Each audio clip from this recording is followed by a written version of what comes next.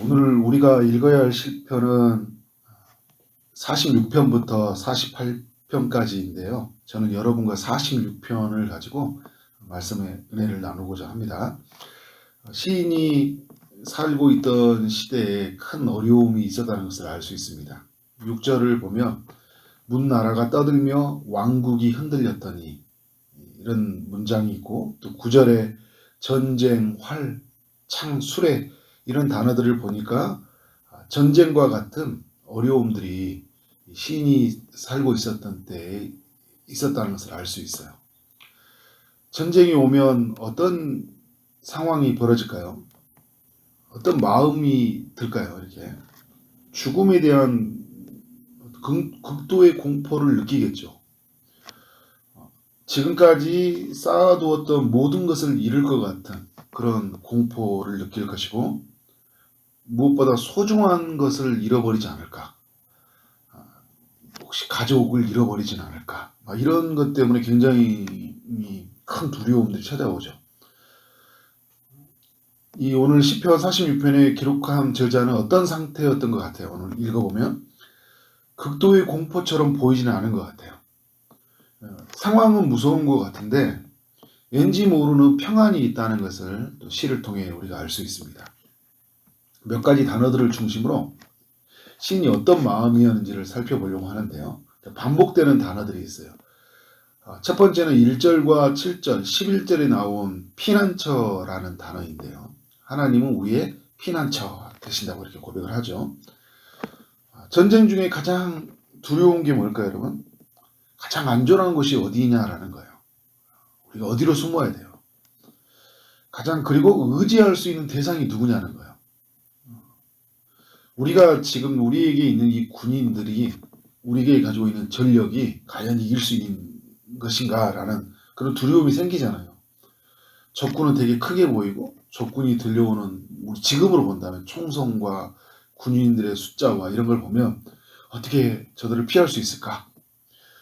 우리가 가지고 있는 힘이 얼마나 저들을 대항할 수 있을까라고 볼 수 있는데, 1절에서 시인이 하나님은 우리의 피난처시요 힘이시니라고 고백을 하고 있어요. 시편을 보면 하나님이 피난처시요 힘이시다는 고백이 많이 나오죠. 요새시다 이런 고백들이 많이 나오는데, 오늘 46편의 그 시인의 저자도, 시인도 어떻게 하고 있어요? 하나님을 피난처, 힘이라고 고백하고 있고, 7절과 11절에 동일하게 어떻게 표현하고 있어요? 야곱의 하나님은 우리의 피난처시다. 야곱의 하나님이라는 것은 언약적인 측면이 담겨 있어요. 하나님, 우리와 언약을 맺으신 하나님, 당신의 보호 안에 있는 백성들을 하나님이 피난처 삼아 주신다는 거죠.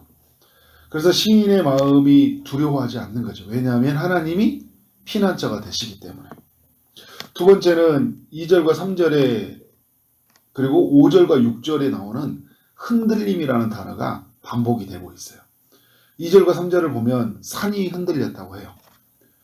6절을 보면 왕국이 흔들려요. 적군이 막 말과 사람들이 막 찾아오니까, 그리고 희짓고 다니니까 어떻게 돼요?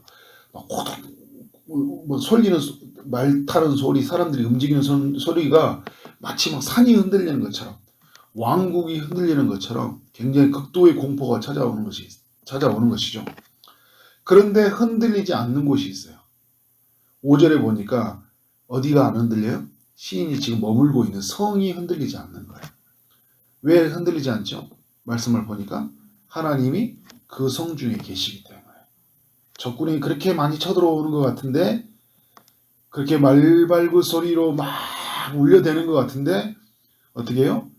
시인이 머물고 있는 성은 하나님이 함께 하시기 때문에, 하나님이 그 성 중에 계시기 때문에 흔들리지 않다. 여러분, 사람들을 보면요, 위기가 찾아올 때, 전쟁이 찾아오고 전염병이 찾아오고 여러 가지 막 난리가 막 찾아오잖아요. 말세에 보면 그 성경에서도 이렇게 이야기할 때. 그런데 이런 중에도 세상은 더 갈수록 힘들어지고 어려워지고 정말 힘든 소리가 들려오는 것 같은데 평온을 찾아가는 사람들이 있어요.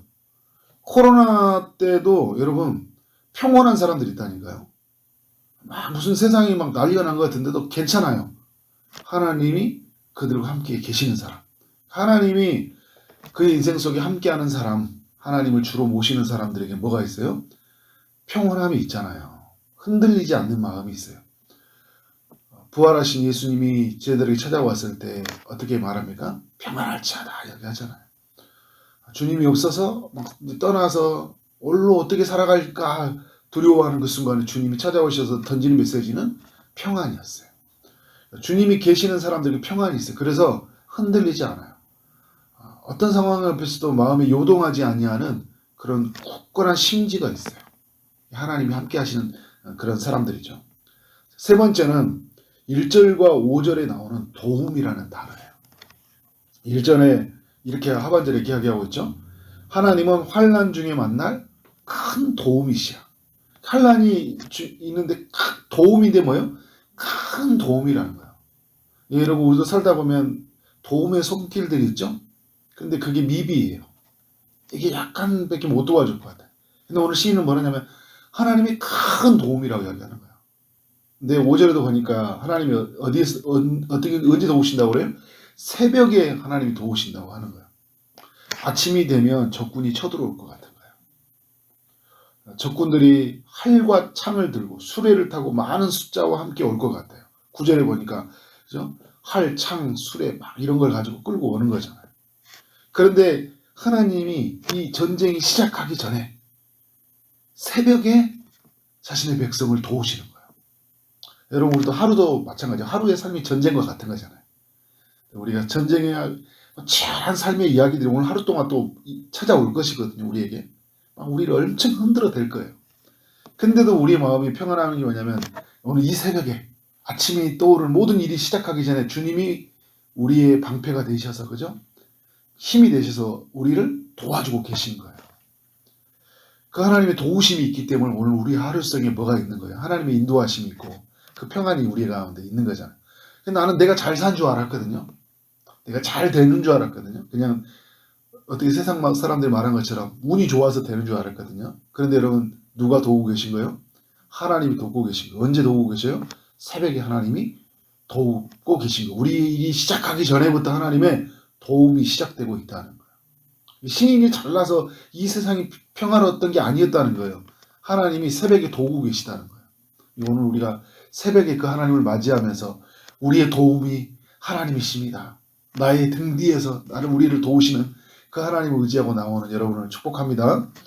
네 번째는요. 7절과 11절에 나오는 함께 하심이라는 단어예요. 제가 두 번째도 흔들리지 않는다 할 때 5절에서 주님이 성중에 계시기 때문에 흔들리지 아니한다고 했는데 7절과 11절에는 함께 하심이라는 단어가 반복이 돼요. 어떤 하나님이 함께 하신다고 이야기하고 있습니까? 만군의 여호와께서 세상 모든 천군 천사를 지휘하시는 자신의 백성을 통치하시는 그 여호와께서 어떻게 한다는 거예요? 자신의 백성과 함께 하신다는 거예요. 전쟁의 용사이신 그 하나님께서 우리의 일리에서 싸우시는 용사이시고 우리를 지켜주시는 우리의 파수꾼이 되어주시고 또 울타리가 되어주시는 그 하나님이 자신의 백성과 함께 하신다는 거예요. 여러분 굉장히 이게 놀라운 소식이죠.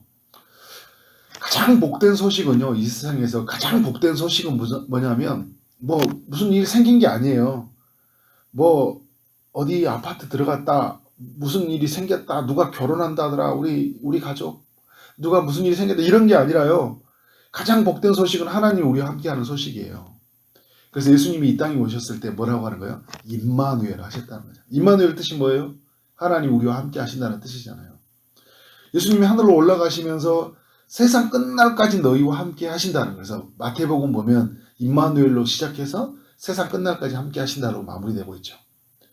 예수님이 이 약속을 이루기 위해서 누구를 보내셨어요? 성령을 보내셨잖아요. 내가 너와 함께 하신다. 그래서 예수님은 지금도 성령으로 우리와 함께 하시잖아요. 보좌 우편에서 우리를 위해서 기도하시는데 성령으로 우리와 함께 하시는 우리 주님이시다. 그러니까 여러분 이 주님이 함께 하시기 때문에 우리가 만나는 사람들이 그렇게 강하게 보이고 많게 보이고 큰 벽처럼 느껴지지만 뭐가 문제가 돼요? 하나님이 우리와 함께 하시기 때문에 문제가 되지 않는다. 그래서 여러분, 우리가 이 마음을, 우리가 이것에 대한 믿음을 가지면 어떻게 돼요? 이 시인과 같은 고백이 생기는 거잖아요. 시인이 하나님을 함께 하시다 보니까 어떤 일이 된다는 거예요?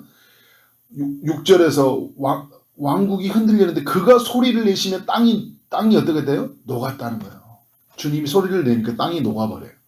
그리고 8절에서 그가 땅을 황무지로 만들어버리고, 그리고 9절에서 활을 꺾고 창을 끊으며 수레를 불살라버리는 거예요. 하나님 함께 하시면서. 그러니까 시인이 어떻게 하고 있어요? 오늘 말씀에 보면 하나님이 10절에서 너희는 가만히 있어 내가 하나님 됨을 알지어다. 내가 문나라 중에서 높임을 받으려다. 내가 세계 중에서 높임을 받으려 하시도다. 하나님의 음성이잖아요. 그 하나님의 음성에 귀를 기울이면서 그 안에서 참된 안식과 평안을 누리고 있는 것이죠. 그래서 여러분, 이 시인은 이런 믿음이 있었기 때문에 2절, 3절 이런 고백들을 하는 거예요. 땅이 변하고 산이 흔들려도 바다 가운데 빠져도 바닷물이 솟아나도 그것이 넘침으로 산이 흔들릴지라도 뭐 하지 않는다고요? 두려워하지 않겠다는 거예요. 난 그게 두려워하지 않아. 하나님이 함께 하시기 때문에. 하나님이 나의 피난처가 되시기 때문에. 하나님이 나를 도와주시기 때문에. 하나님이 우리 가운데 계시기 때문에 나는 이런 것 때문에 흔들리지 않는다 이야기하고 있는 거예요. 그 하나님이 우리 하나님인 줄 믿습니다. 그 하나님을 믿고 살아가는 여러분 되어지길 원합니다. 오늘 시인의 고백이 여러분의 인생 속에, 오늘 하루 속에 그것이 우리 안에 있기를 원합니다. 그래서 세상이 줄 수 없는 그 평안함으로 살아가는 여러분 인생 되어지기를 주님 이름으로 축원합니다. 아멘. 기도하도록 하겠습니다. 하나님 아버지, 시편 46편을 통하여 우리에게 교훈하여 주시니 감사합니다. 하나님이 우리의 피난처가 되시고 또 우리 하나님이 우리와 함께 계시기 때문에 흔들리지 않음을 믿습니다. 하나님이 우리의 도움이시고 하나님 우리와 함께 하시기 때문에 어떤 상황 속에서도 우리가 두려워하지 않고 하나님의 승리를 믿고 살아가는 삶이 되게 하여 주옵소서. 우리 안에 평안함을 주시길 원합니다. 우리 안에 담대함을 주님이 허락하여 주옵소서. 오늘도 주의 응답을 기다리는 이들에게 찾아가셔서 주님이 은혜를 베풀어 주시길 원합니다. 육체의 아픔 중에 있는 성도님이 찾아가셔서 치료의 광선을 비춰 주시옵소서. 피 묻은 손으로 하나님께서 안수하여 주시고 모든 병으로부터 나음 얻을 수 있도록 주님이 축복하여 주옵소서. 결혼을 준비한 이들에게 하나님께서 귀한 배우자를 허락하여 주시고 취업을 준비한 이들에게 마땅한 일터를 허락하시고 임신을 준비한 이들에게 태문을 여셔서 생명이 잉태되는 역사가 있게 하여 주옵소서. 출산을 준비하는 모든 성도님에게 은혜를 베풀어 주옵소서. 오늘 하루 만나는 모든 사람들에게 주의 은혜가 흘러가길 원합니다. 주어진 일을 최선을 다해 일하게 하심으로 말미암아 하나님께 영광이요 우리 모두에게는 큰 기쁨이 되는 하루 되게 하여 주옵소서. 예수 그리스도 이름으로 기도를 쌓옵나이다. 아멘.